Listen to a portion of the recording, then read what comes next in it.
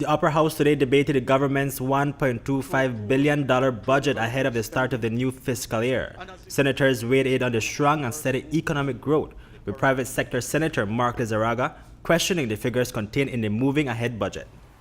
There are loads and loads of questions as to the credibility of the numbers. And after this today, we don't get really any report on oversight.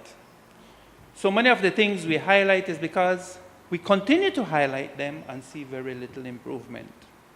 I must say that there are lots of ministries that have improved and at least make an effort to put in numbers and fill in some blanks. In many instances, we still see the copy and paste approach.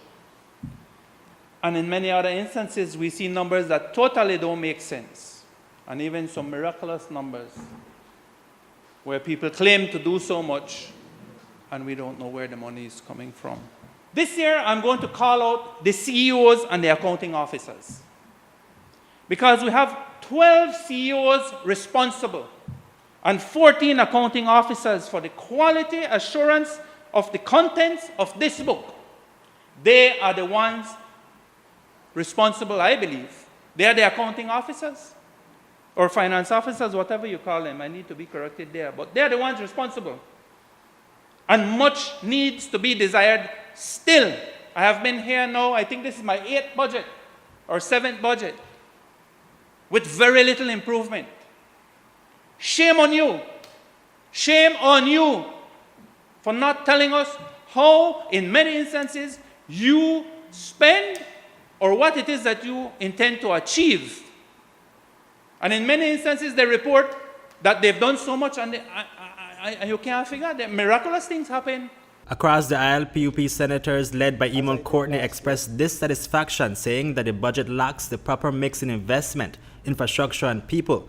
He also found it lacking accurate figures to assess GOB's performance for the 2018 fiscal year and proper figures to assess the projected revenue and expenditure for the upcoming fiscal year.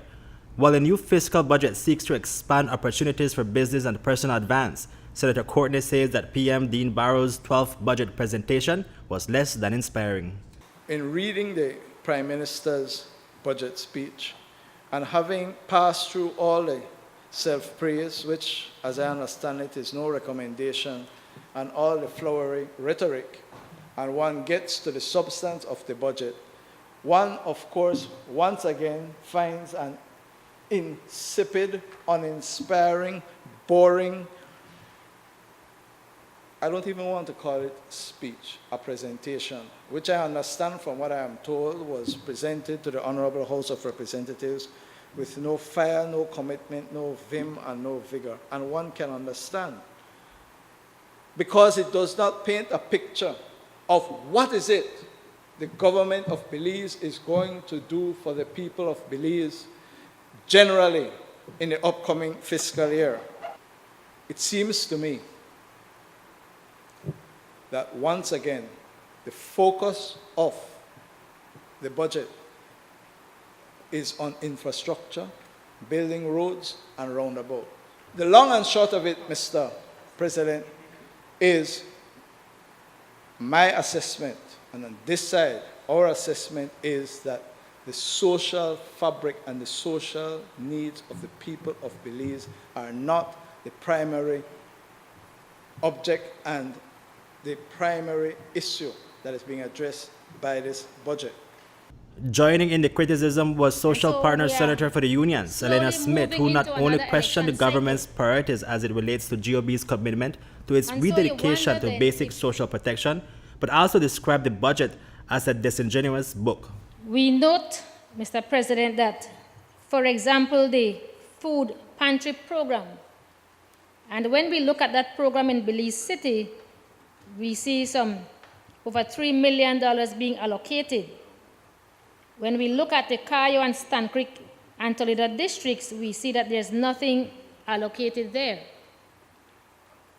If one of the priorities is poverty alleviation, we have the southern districts, Mr. President, who we often hear are the poorest districts. districts with persons who are most in need. On the government side, the first to respond to the senator's end of the concerns day, was Senator Makario Koy. Some previous speakers talk about infrastructure. Infrastructure. Why are we spending on infrastructure? Why? We're spending, it's not accountable for. We're spending the money. It's in the pocket, coming out of the pocket. Right? Yes, it's coming out of the pocket. But at the end of the day, we're seeing results. We're seeing work taking place across this nation. Probably out of the 30 years that I've been on earth, maybe 10 years that I've seen infrastructure happening right across this nation.